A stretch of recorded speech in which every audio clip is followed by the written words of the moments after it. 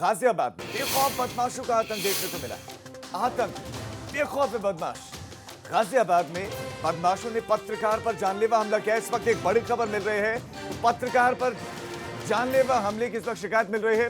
Police से शिकायत करने पर गोली मारी गई है और भांजी से छेड़खानी का विरोध कर रहे थे पत्रकार और बदमाशों ने पत्रकार को गोली मार दी। पुलिस से शिकायत की थी और भांजी से छेड़खानी की शिकायत पत्रकार ने पुलिस से की थी और अब अस्पताल में भर्ती हैं पत्रकार, जिंदगी और मौत से जूझ रहे हैं। ये बहुत बड़ी खबर गाजियाबाद से, और गाजियाबाद में कितने बेखौफ बदमाश आप अंदाजा लगा सकते हैं। सीसीटीवी तस्वीरें आए। सबसे पहले सुबह सुबह बुलेटिन में हम आपको ये तस्वीरें दिखा रहे हैं, उनके साथ उनकी भांजी उनकी जो है गाड़ी के बिल्कुल बगल पर, और देखिए बदमाश गोली मारकर फरार हो गए और फिर उनकी भांजी रोती बिलखती। देखिए बदमाश आते हैं, देखिए वो मोटरसाइकिल में बैठे हुए थे, मोटरसाइकिल में वो और उनकी भांजी बैठी हुई थी और इसी बीच में ये बदमाश आते हैं, ये पकड़ते हैं, मारते हैं। देखिए हमला कर रहे हैं, मारते हैं। ये कुछ 4-5 संख्या में देखिए आते हैं, मारते हैं और उसके बाद फायर करते हैं, गोली मारते हैं और फिर उनकी भांजी आती है, उनको देखती है। ये तस्वीरें देखिए। और अब वो अस्पताल में इस वक्त जिंदगी और मौत से जूझ रहे हैं। कानून के हाथ तो बहुत लंबे होते हैं, ये कहा जरूर जाता है, लेकिन इस वक्त उत्तर प्रदेश में कानून बौना साबित हो रहा है। पुलिस वालों के हाथ बहुत छोटे, इतने छोटे कि किसी बदमाश तक तो नहीं पहुंच पा रहे, और बदमाशों के हाथ कानून से बहुत ज्यादा लंबे। वो जब चाहे, जिसको चाहे, जहां चाहे वहां पर मार रहे हैं। और पत्रकारों की सुरक्षा का क्या, ये देखिए। एक पत्रकार को अपनी भांजी के साथ हो रहे बदसलूकी का विरोध करना महंगा पड़ गया। और उसके बाद घटना के बाद से अब सारे अधिकारी पहुंच गए। घटना के बाद सारे अधिकारी हालत जानने के लिए, हालचाल पूछने के लिए पहुंच गए अस्पताल। सवाल यह कि घटना हुई क्यों। पहला तो एक छेड़खानी, दूसरा बदमाश इतने बेखौफ है कि छेड़खानी का विरोध करो तो सीधा गोली मार देते हैं।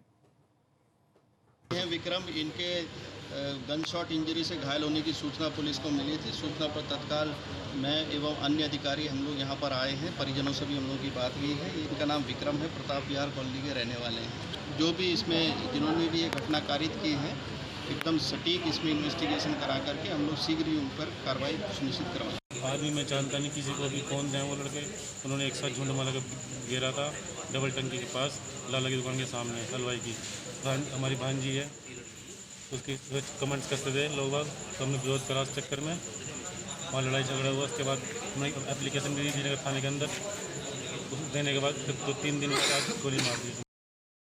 और इस खबर पर विपिन तोमर हमारे संवाददाता और ज्यादा जानकारियों के साथ जुड़ गए हैं। विपिन, सबसे पहले तो आप दर्शकों को ये बताएं कि जो पत्रकार जख्मी हुए हैं जो अस्पताल में, उनकी हालत, उनकी सेहत कैसी है। दूसरा सवाल ये कि छेड़खानी की जब शिकायत पत्रकार ने की थी तो क्यों नहीं पुलिस की तरफ से कार्रवाई की गई, और अब क्या कार्रवाई की गई, क्या पकड़ पाई पुलिस किसी भी बदमाश को या नहीं?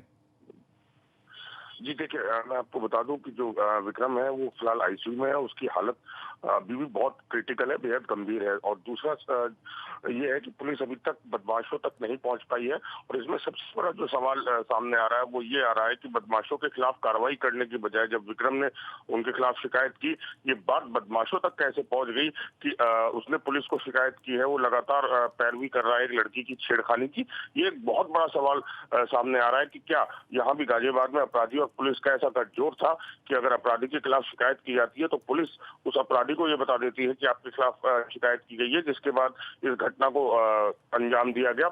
विक्रम फिलहाल आईसीयू में है, सर में उसकी गोली लगी है। गोली फिलहाल तो निकाल दी गई है, लेकिन हालत उसकी क्रिटिकल बनी हुई है।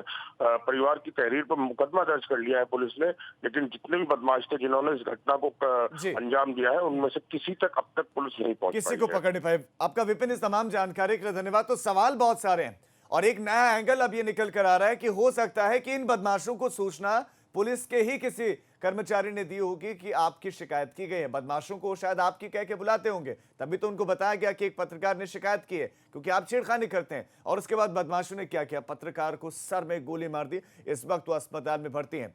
कानून व्यवस्था कहां है?